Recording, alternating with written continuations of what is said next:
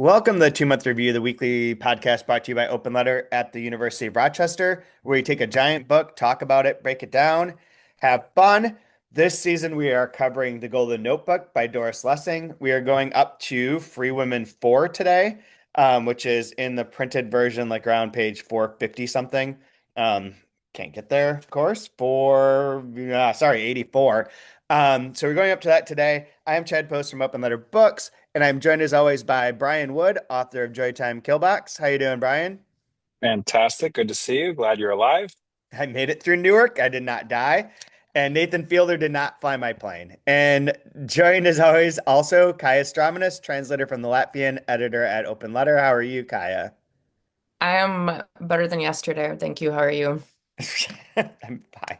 I'm fine. I'm alive. So I have something that you guys are gonna particularly appreciate. So, and listeners of the podcast, especially the Australia Bluey one. So there's a Susan Harris is the editor at Words Without Borders, and she flew into New York to see the Words Without Borders Ottaway Prize, which I was there for. Congratulations to Christopher Merrill, who's an amazing translator, poet, writer, and person who put together the Iowa writing program, or has been running it for a number of years, who just was apparently the first project cut from the USAID and state, or from the State Department, with Doge and Trump, was cutting the International Writers Project program. So cool, cool. But congratulations to him. Anyways, Susan sent me a text when I asked if she was going to be there for the award, and she said, I'm just going to read it because this is perfect. Last week, after reading a bunch of posts about Delphi French archive and then some theory, I dreamt of being on a panel or seminar on the topic of which you, Chad Post, said, but can we cuckold the text? Maybe perfect for like what we would do or what I would say at some point in time. That's amazing. I don't think it doesn't seem like a dream. It seems very real. I had a professor in my MFA that would always say it was in it was for the graduate level English courses, and he would always say, "Don't queer the text," Oh, yeah. meaning like if you know the author is queer, don't like don't put this like map over everything. Like read the text. And Right. so I think you put this blanket of cuckold on everything. Please don't cuck the text. Don't cuck the text. Don't just cuck just the because text. just because the author of the cuck doesn't mean every chair. Like sometimes a chair is just a chair, Chad, and a cigar is just a cigar. But sometimes it's a giant phallus, and there's a guy watching somebody have his wife pounded. Sometimes, but Sometimes. please, we're already in the weeds. But just don't cuck the text. Thanks. Don't cook the text. It would be a great title for everything. I So, mean, that's a way to rebrand literary critics. Just I'm a literary cuckold. I like to just sit back and watch, make commentary. I'm cucking the text all the time. Well, with this text for today, we've got two notebooks. We have the essentially the wait, where did we stop exactly? We read a little bit ahead last week, so we are up to the red notebook, which is very short section, the yellow notebook, which is pretty significant, and then the black notebook, which is also pretty significant. So, I guess a place to start, we could walk through it, but what stood out to you guys from this particular section? Again, the red one is about the Communist Party. The yellow one is her writing The Shadow of the Third, the novel that Anna's writing about Ella, who also wants to write novels and has written a novel. And then the Black Notebook is her time with Mother Sugar and some other like personal stuff, like her personal diary. So, what stood out to you guys this time? I think you had kind of rolled out um, that the characters you're seeing doubling in the fictional characters as being thinly veiled as the characters in the Free Women section, and I think that's absolutely confirmed in this, as if there was a question. Like there is no question now. Like Yeah. they are like one for one this trio of characters, and so that I think that really stood out in this section for sure. Yeah, absolutely. Kai, what got to you on this one? Um, I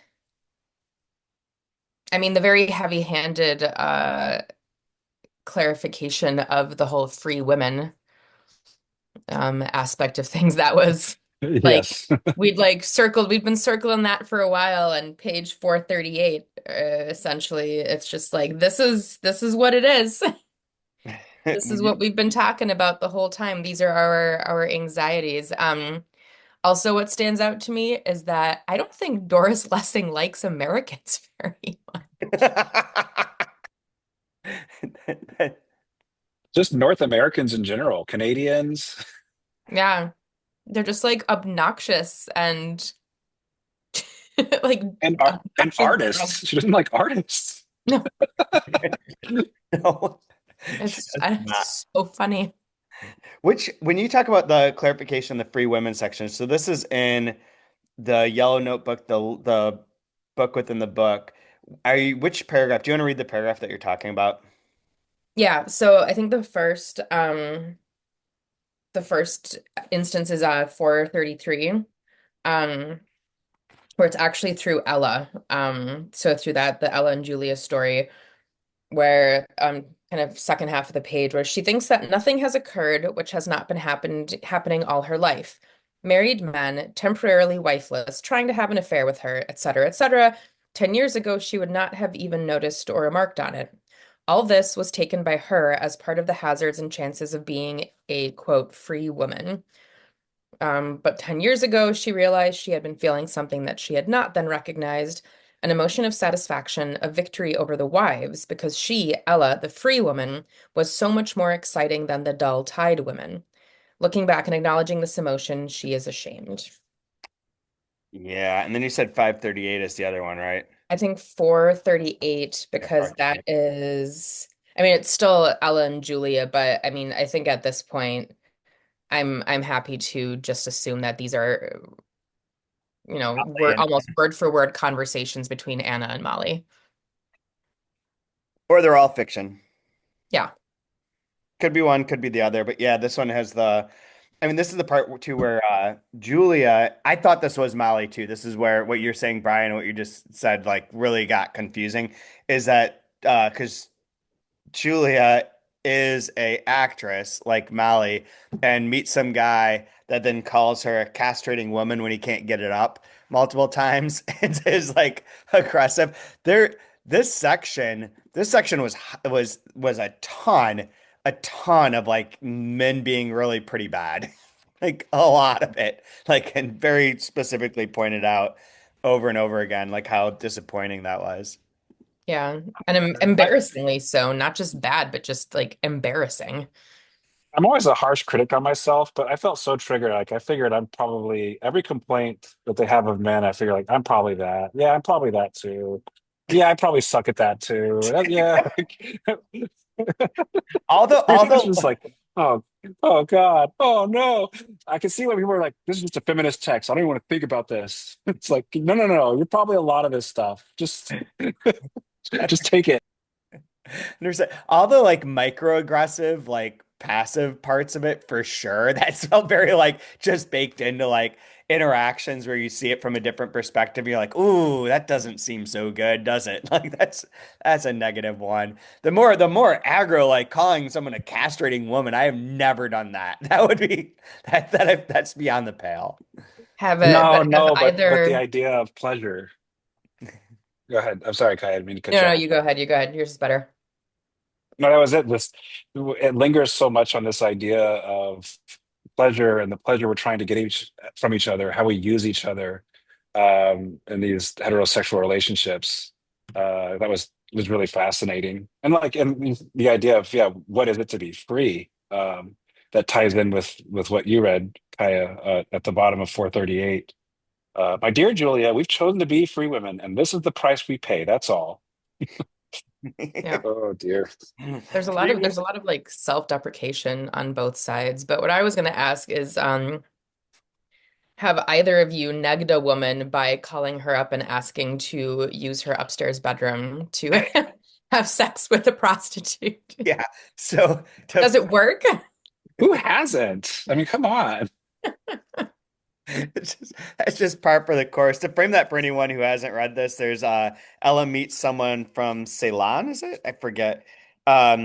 It's And Anna. It's Anna. it's Anna. That's right. God damn it. Like this is gets so confusing. So Anna dies at Molly's, then like he comes over and then eventually he's like, yeah, negs her and calls her and is like, "Can I have someone stay in your other room? Move like your daughter."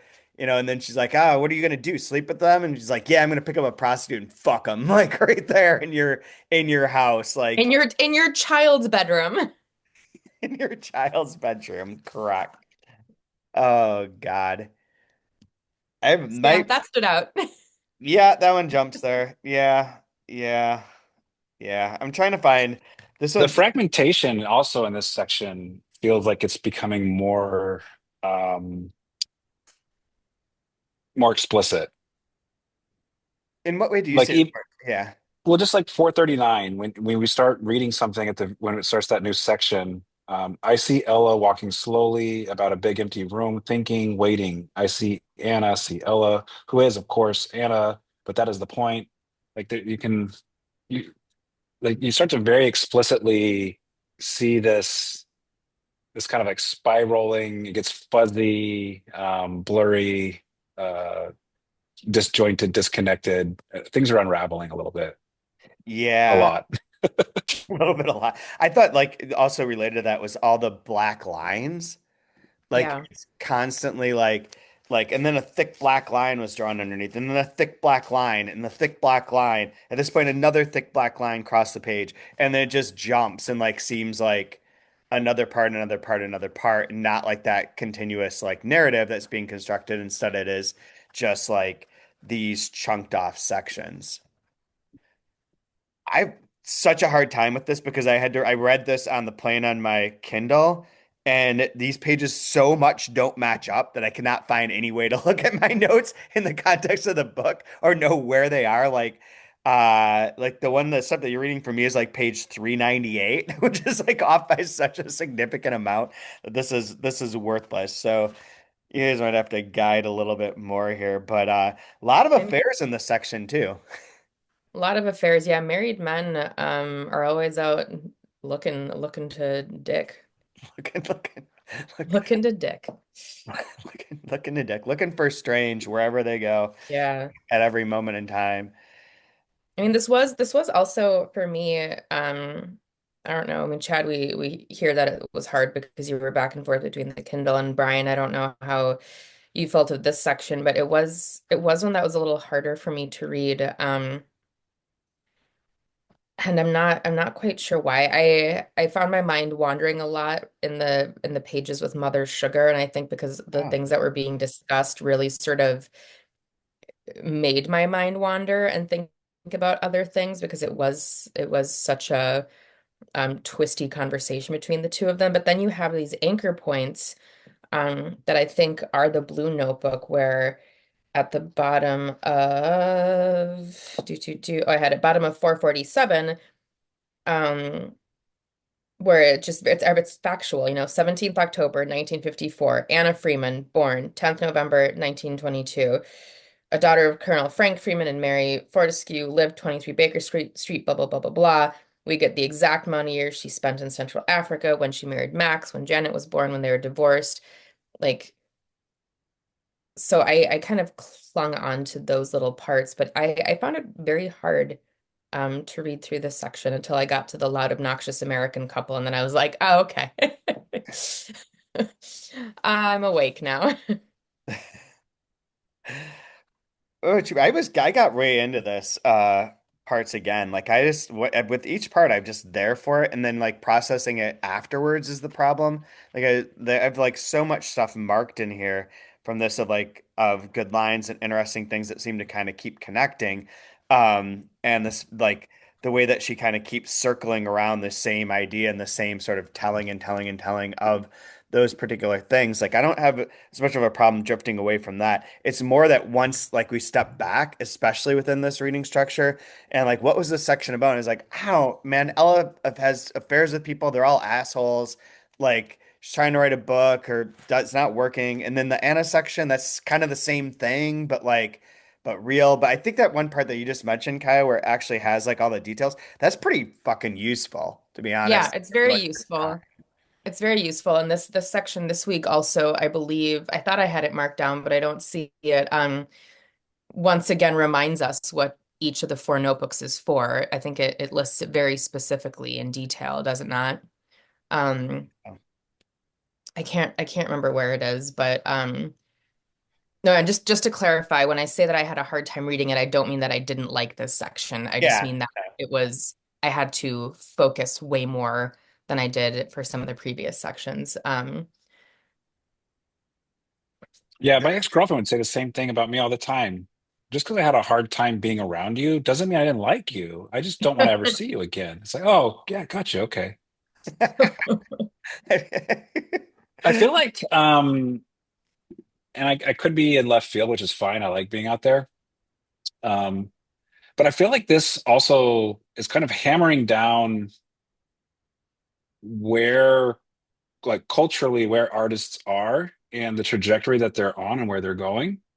With the idea of killing and getting like modernism has had its say and has done its thing, and then we're moving towards a postmodern world. And I think we're seeing that through like forget about religion, like Catholic would be like no birth control, you uh just stay at home and have 78 kids and hate your life and secretly be an alcoholic or something while your husband gallivants around or something, right? Yeah. So that's out the window. It's like you're in this sweet spot of birth control but not AIDS yet, and Yeah. so we haven't got to like free love yet, but it's right on the cusp of it. It's going to be there like pretty soon. Yep. And then there's this like these institutions are crumbling all around, and then what are you standing on, and how do you move forward? And you're kind of lost. You have the freedom that you want, and you're completely spinning out of control, and it's chaotic, and it's messy, and it's weird. And so you're seeing this with all these relationships. This I'm not getting pleasure. He's not getting pleasure. I thought like I don't want to be a mistress. What the like I feel like this is kind of it's a sign of the times, and it's also a portent of where things are going. Um, and I feel like this really does a great job of encapsulating this transition into a postmodern world. That's interesting, especially the element of social postmodernism of like that growing up you used to have the narrative, the meta narratives, be it like religion for a long point in time. And then within like that more modernist movement, it was still like your mind created one story of who you are, one like perception of the world. It was like that solipsistic thing that if you see it, it kind of is, and it's all contained within that sphere to like the fragmentation of like everyone's different within every scene that they're in and every like influence, and that these things don't connect and that there is no meta narrative.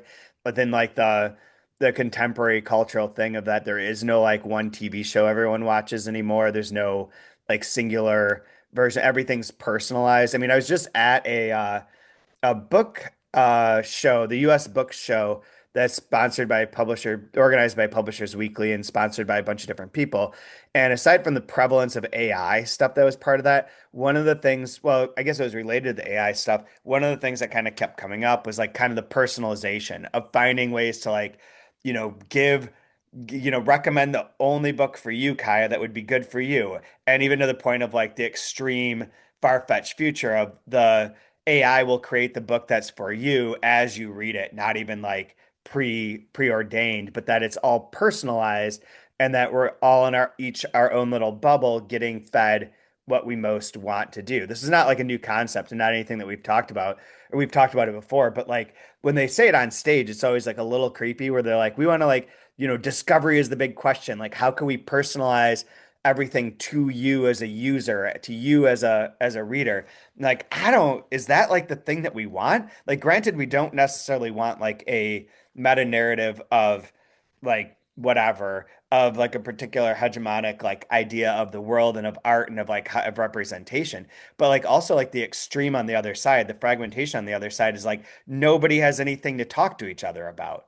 Like everyone has their own individual piece. And like we live in a moment where everything's in between there. There are like the popular books that have their influence and there's other ones that have a smaller influence and there are these little kind of tribal things, but kind of the end goal is like less of that and more of like this very directed, like this is for you idea. And I forget how that fits into here, but it is kind of like that counteracting the narrative into that fragmented thing that you keep focusing on, Brian, in terms of like her mental state and being like in all these different pieces.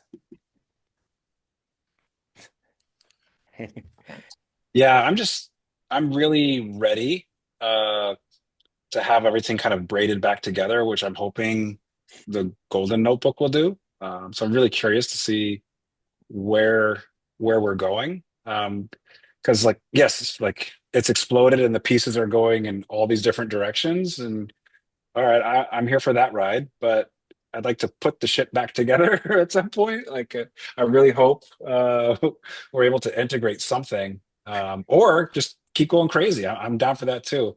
But where AI fails is that I don't know where we're going, and I have no way of telling something like telling the creator create this for me.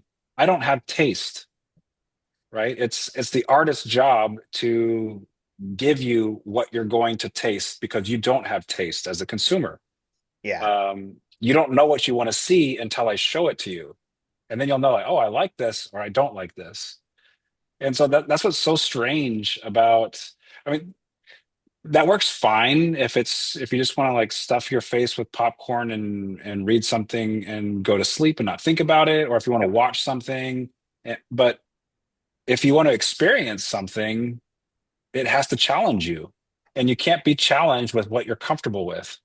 And all it's going to give you is comfort and nostalgia, and so it's a to me it's a nightmare world of just becoming insular, shelled up, and not grown.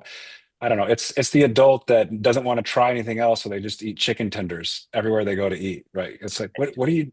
Which is fine, but it's No like shots at chicken tenders, man. No, no shots at adults. How would you name that, Brian? Is that joy and pain, chicken tender adult? Joy and yeah. pain, fear and pain, fear and joy. But like if I had AI finish this novel for me, I'd like based on what I prompted, it would give me I don't know what it would give me. It'd probably, oh, this guy likes to like wax poetic on postmodernism, so let's just all of a sudden there's going to be footnotes, and the humor is going to get really crass and lacking authenticity, or you know what I mean. It'd give us like some shitty. It would scour the 50 best postmodern novels and make it into something like that, and it would be a Mm. piece of shit. The AI proponent people, like their argument is that I think, and I'm building this out a bit, but their argument would be that like based on everything that you've already read, done, searched for on Google, all that information made available, it will know things that you don't know about yourself, that you don't know yourself well enough to know what you actually want. But like there are patterns that are discernible within your history that are good predictors of what you would like in the future, which then just like leads into like what I've always thought of as a nightmare is that everything ends up being repetitive. Like everything ends up being repetitive in like an uninteresting way, not like Robe Grier or something where you're using repetition to like make a point, but that it just like tries to feed you the thing that you already mostly expect. You Well, 94. I can tell you something I didn't know about myself is I watched a couple of movies on Amazon Prime, and now it's suggesting movies for me, and Oh all yeah. of them are really shitty ninja movies from the 1980s. I don't Oh know yeah. why I want to watch Enter the Ninja, Revenge of the Ninja, American Ninja with Michael Dudikoff. I don't like ninjas, so I watched three of them, and yeah, they're terrible. I hated all of them. They're really bad. And so what do But you what have you apparently, learned about yourself? I learned that I'm supposed to like ninjas, so I'm just kind of leaning into it because the algorithm knows me better than I know myself. And so tonight I'm watching Enter the Ninja 3, Revenge of the Shuriken, and so I've got my night planned. No, but I literally have like seven ninja movies on my watch next. I don't even know why. What would happen? Like, what an interesting experiment if you could just like only follow the algorithm for a year. Like whatever it's like recommended for you on whatever platform, the one that you choose or multiple ones that you choose, just document what you then follow through on. And Just you just follow. do that. You make no choices in your life about any of the, which is, I've been listening to this. I know we're way off topic, but I don't know that we are in the end. I've been listening to this book on Mood Machine about Spotify and how Spotify is kind of crafted like a way of trying to determine essentially what music sounds like because they want to create these playlists that have you that get people where they're engaging with music that either they don't one of their big goals is to not pay royalties for, but mostly to like kind of generate these sort of genres and lists that keep people listening over and over again through like using their data to know what people like. And like one of their big points right now in the book was like getting people to start listening from the homepage. That once you open Spotify, there's enough of these like made for you, this thing, this way. It's midday. It's time for like a boost of energy playlist, whatever it is that you start playing it there. And that they're basically like, we don't want like the general mode is we don't want people searching for a specific music within this app. We'd rather you're listening to the things that we're feeding you and that this is then building out like what popular music is to the point that a lot of people, a lot of bands were imitating like what's found on these playlists because that's how you can make money is that you get on these playlists that then generate a lot of listens versus like being in the back catalog where someone has to search for you. And that there's like a huge influence on like kind of the breathy dream pop lyric and singing that's come about over the past like 6 years is partially influenced by like how popular these songs were on Spotify, which is interesting. And I think that like one of the things that this book sort of does to try and tie these together is that some of those themes keep recurring. They are those same things, but she is redoing them and changing them and rejiggering them and like mixing up certain parts or names or whatever. But a lot of it is like, here's the story. Man gets married, cheats on wife with artist. Artist is not free.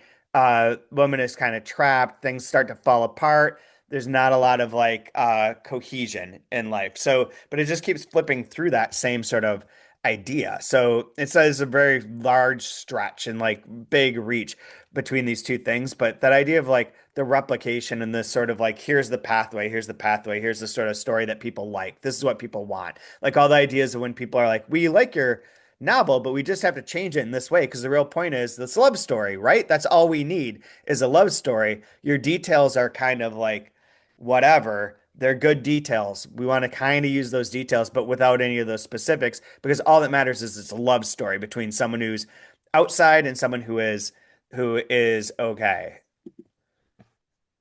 Yeah. My long bit that doesn't end with a question or any forward path at all, and it's pretty far off base, but uh, yeah. Anyways, they, what other parts of so we have Ella's thing. Oh, one thing that you were talking about Ella's bit and the free women thing. There's a line where she's like, why would we be like this? Where I think it's Julius. Julia says free, says Julia, free. What's the use of us being free if they aren't? I swear to God that every one of them, even the best of them, have the old idea of good women and bad women. And part of the book in this section, I think, too, goes, and we've talked about this as well, like the boxing in of types. So you're a communist. Now you're a communist. You're a wife. So now you're boring conversationalists and don't fuck. Like there's like these kind of categorizations and places. There's some point where like someone she sleeps with maybe the Canadian and he's like, "Well, got to go back to my wife. She's not a very good conversationalist. She doesn't have anything interesting to say." And Ella, I think, listens to her. Is it whoever, Ella, Anna, whatever. This says to themselves like, "Well, she left her at home all day taking care of four kids. Like, what do you expect her to talk about? Like, why is Yeah. she's going to be very bored? Like, Yeah. would you expect anything other? Um, and then you talked about the mother sugar parts with Anna. So that definitely is Anna. And That Anna, word dried out was, I thought was so like, God, what a description. Like I don't even like go whichever way you want with that, but just like, like the kids say, like, "Oh, you're washed." Like if something's not like washed up, but it's just oh, you're dried out. You tried out. Like, like, oh man, that's so cruel. There's I love it. I'm gonna remember that. Jeez. there are so many mean sections in this and so many mean comments from men, like over Did and over it and over again. did it feel like there were points in this book where the author is kind of like staring at us out of the like I'm thinking about on page like 454 when she's talking about form. I'm getting there. Where And it's this section in particular I thought was so like I loved what Kaija brought up, the here's some facts like wow, what kind of things are getting weird and dizzy and it's hard to understand. Let me give you just like four lines that reorient you. And I love that like you were saying, I love it's like I went to Africa. I left Africa. I got married. I got divorced. I joined the Communist Party. I quit the Communist Party. It's like I'm trying on these hats and I'm taking all these hats off. Like, okay, Yeah. cool. So that makes sense that things are a little wild and out and whatever. Um, but then 454, the question Anna about form, and there's this paragraph at the and a quote at the bottom third. Um, My people may separate them. I don't, at least not till this moment. But now I'll say it's a question of form. People don't mind immoral messages. They don't mind art, which says that murder is good, cruelty is good, sex for sex sake is good. They like it provided the message is wrapped up a little. And they like messages saying that murder is bad, cruelty is bad, and love is love is love.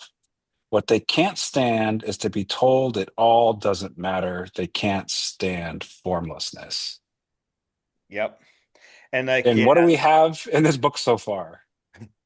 It feels like it's formless and nothing matters. The words don't matter. My writing doesn't matter. Like it's like what it just feels like one of those like like when you watch a movie and they say the title of the movie in the movie and like the actor does everything but like look at the camera while they say it. Like Yeah.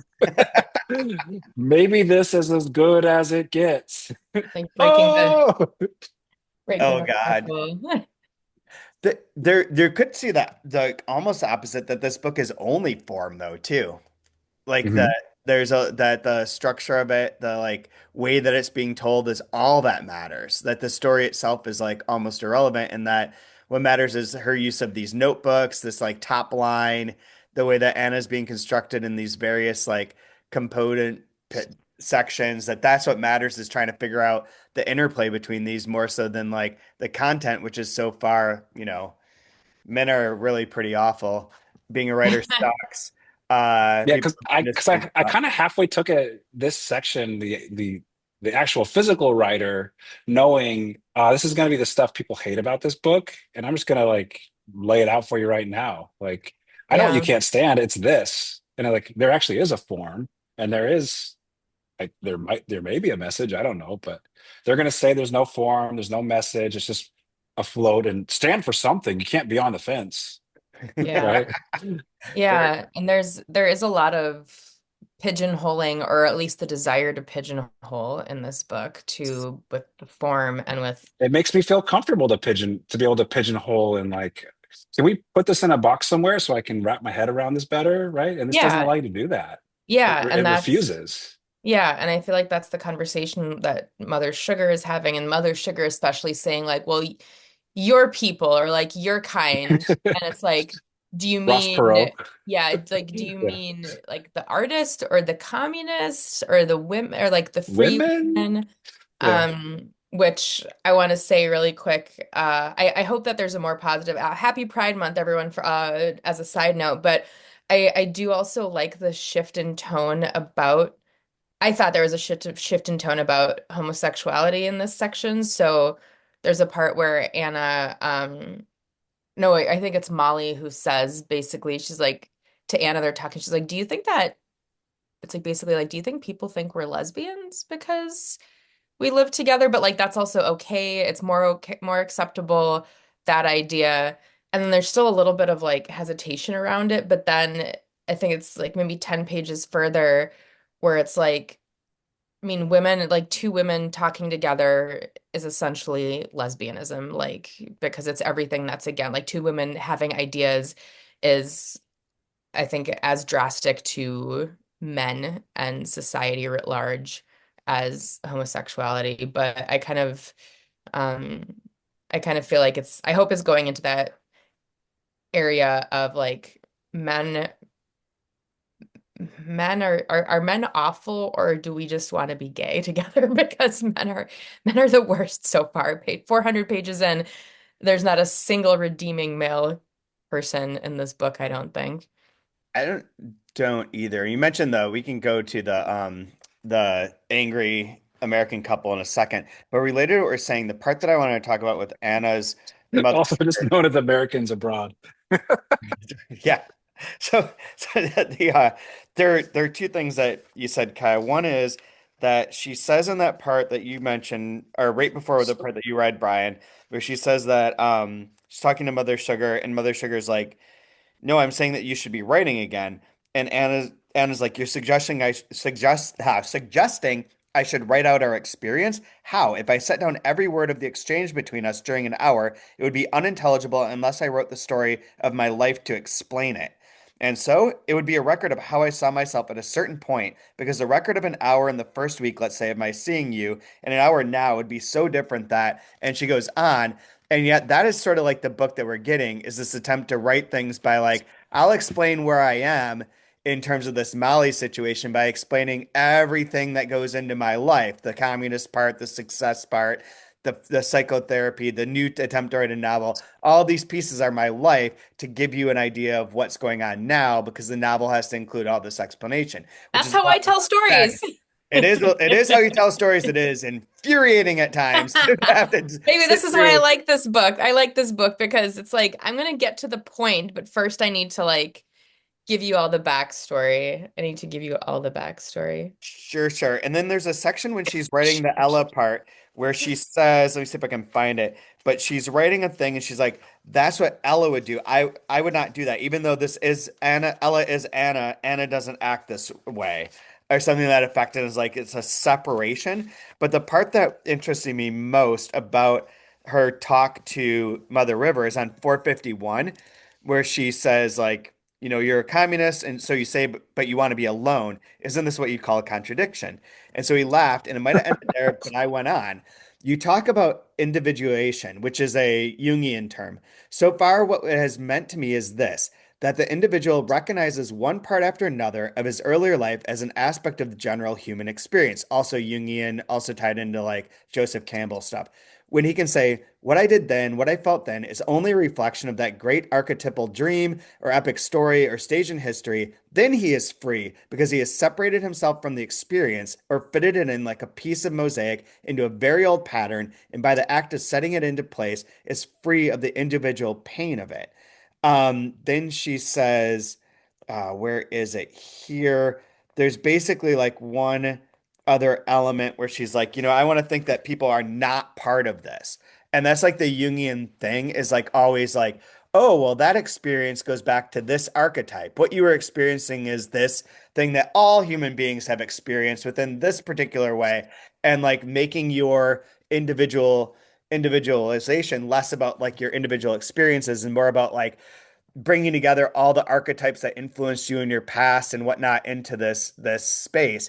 And I think it's playing a little bit with that as that being another trap, like that is a trap that's used in various ways to be like, you are this, so therefore that's the part, all the things that are part of you that fit into that are here, versus that kind of like Pinchonian anarchy thing where it's like something new could emerge. It's not always these same categories. Or it's like the Jungian thing is also sort of Kantian in the sense that like you have like the certain categories and things only exist within there and through those interpretations. But if she keeps getting put in these boxes and the book is sort of like a rebel cry to like not be boxed in, it's interesting that that's there along with that idea of like I have to explain everything to be able to explain who I am. You have to know all these other pieces to get here, and all these other pieces, do these all fit these archetypes? Sort of, they're all like this male female problems the artist problems, these sort of things that keep happening over and over again. You are sort of trapped. How can you get free? Is it sex for sex sake? Probably not. That's not really freeing because every time they do this, they end up with like someone who's trying to put them right back into a place, either as a mistress or a castrating woman or whatever it might be. So there's like that tension I keep coming back to this part of like that keeps popping up. So that along with like the fragmentation and this attempt to like make it all fit together, I think is really like the thrust of the art behind this. And then there's like all the content part, which is fun, but also like you said, Brian, seemingly like just everything sucks and it all doesn't nothing matters. And it's just being put into new forms of how nothing matters. And there's such a it's I think it comes from Anna's, if not Lessing's desire. I mean, there's such a desire for fidelity, not just to not just to human nature or the art of writing, but to the world itself of like the writing and rewriting and exploring how to write something that happened in real life and the need to go back and explain everything because she wants to get it, being Anna, at least at the minimum, wants to get it exactly right. But at the same time, recognizing that there are so many different ways to interpret and to view and to experience. So, how do you reconcile? Then you have four notebooks because you want to get every single option true that is the greater truth. Let me read one more section and guess where this is from. Okay, perhaps next time I'll try to write about that. People who deliberately try to be something else, try to break their own form, as it were. You talk as if a person is a person, a man is what he is. He can't be anything else. You can't change that. Well, then, I think that's the real difference between us because I believe you can change it. Then I don't follow you, and I don't want to. Bad enough to cope with what one is instead of complicating things even more. Then character thinks That's themselves. Bluey. That's from Bluey. It's from Bluey. It's a cuck scene. You're quoting Bluey. Straight up cuck scene from Bluey. I'm cucking this text. And now looking at Nar. the lines of a story and finding again and again nothing but patterns of defeat, death, irony. She deliberately refuses them. She tries to force patterns of happiness or simple life, but she fails. That's Ella talking to her dad. And yet it could be the same as like Anna talking to Mother Sugar. It's the same thing with the Hmm. same like identifying patterns of the death, defeat, so on and so forth. So like you're saying, it just keeps wrapping around itself. That's why it is really hard to keep track of who's who or what's what. Especially flipping through a ebook where there's no markers. Like I don't know where I am in here. I'm like, this is what character is this? One of four. Two things, two things that I think are interesting with those sections you brought up. Um, in the earlier therapy sessions, they were very Freudian, Well, yeah, right? And then this one's very Jungian, as you're saying. So there's that evolution, right? true. Um, Get to Lacan I, soon, hopefully. yeah, exactly. And then just kind of like ballpark, we talk about like the end of modernism and the birth of postmodernism with the atomic age, Yeah. right? A couple of world wars, genocide, millions and millions of dead bodies, and then nuclear bombs going off. It's like I think we're done. I think we're done with modernism now. Let's try something else. Listen to how she answers this. Uh, you know, being uh, being different than artists that were before you on page 452.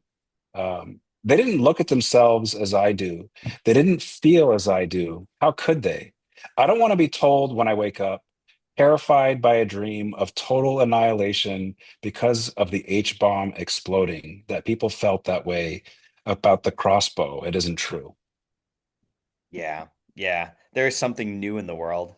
I had that one marked too, specifically. Yeah. That's just these are all the pieces that in my mind were all next to one another and are not.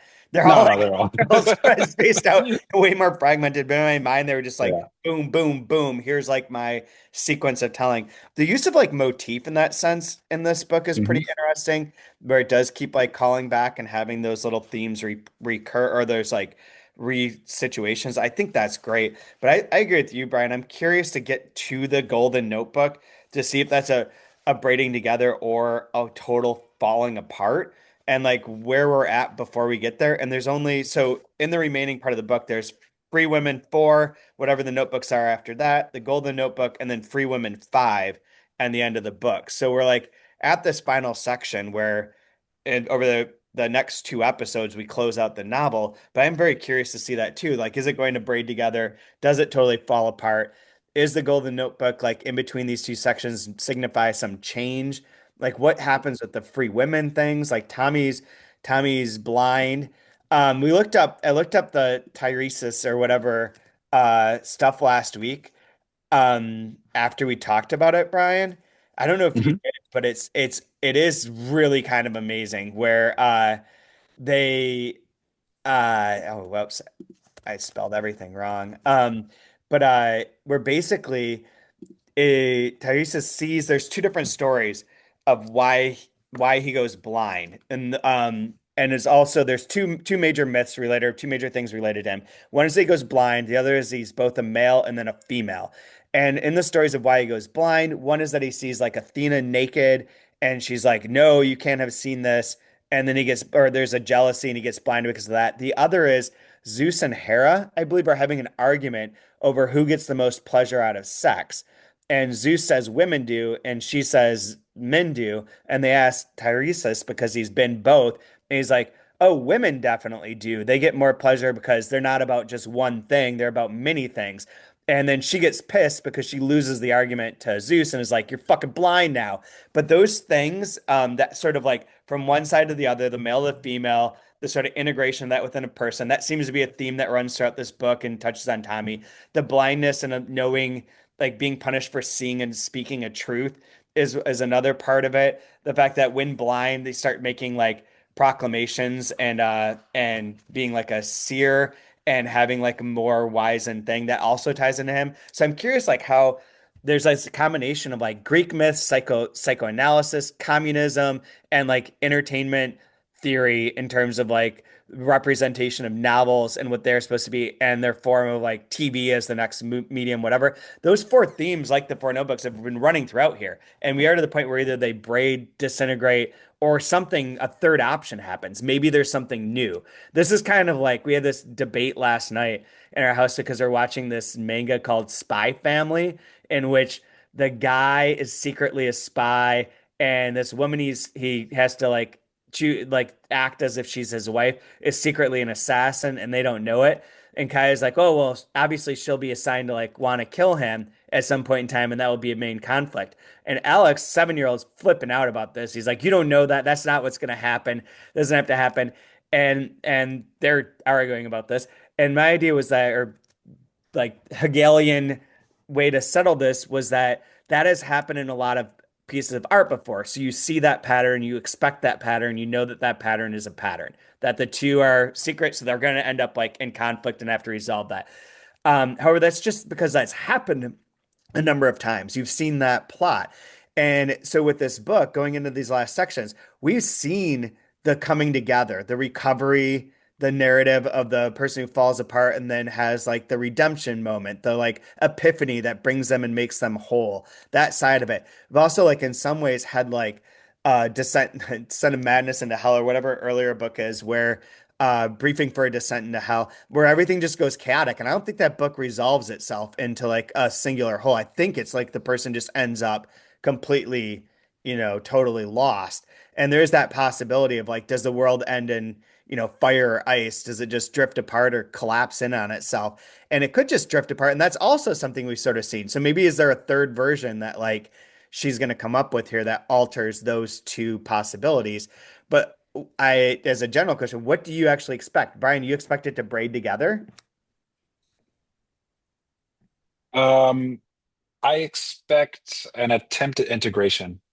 Okay. Kaya? So I expect it to be unveiled that Anna is a spy and Molly is an assassin, and they're going to be pitted against each other. Or fuck?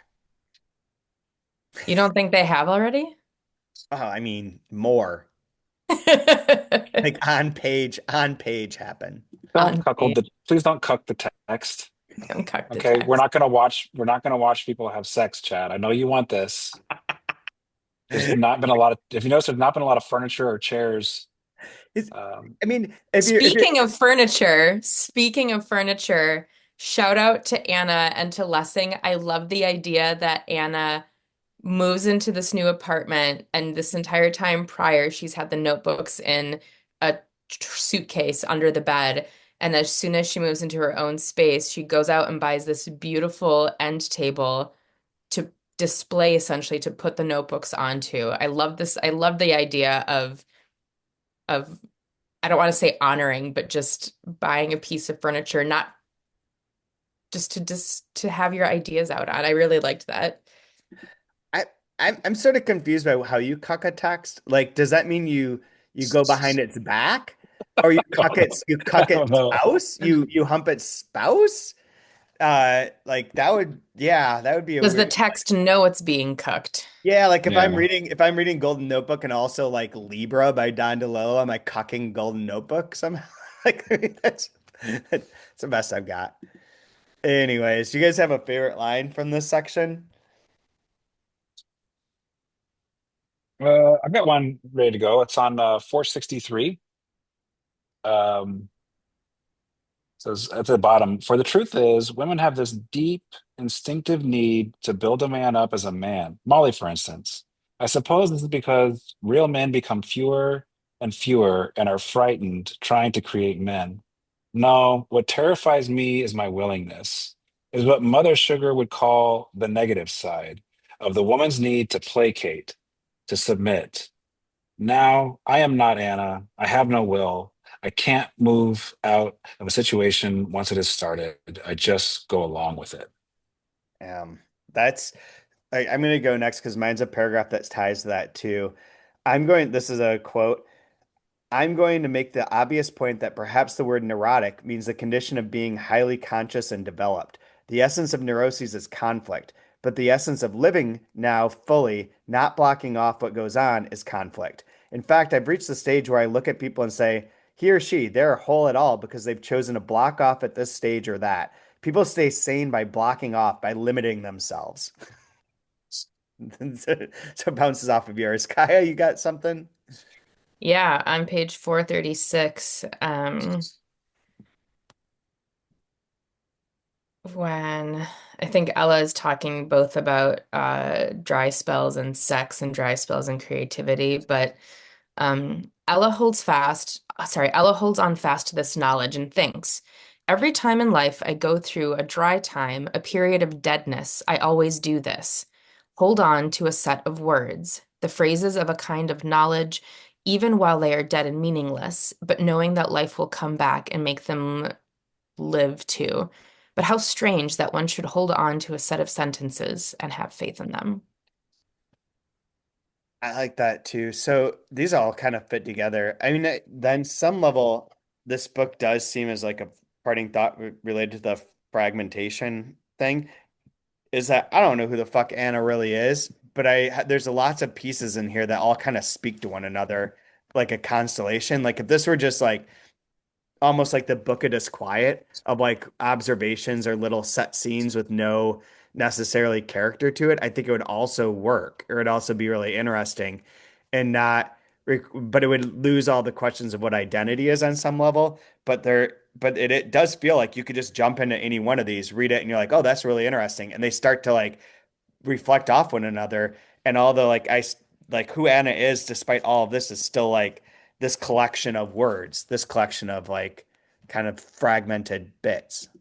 Yeah, unlike the Book of Disquiet, I don't think Lessing would ever have a line like, everyone has a bit of a pederast in them. I'm just gonna throw that out there. I don't think she would say that. We That's all I remember from reading that book. It's like I couldn't unremember that line.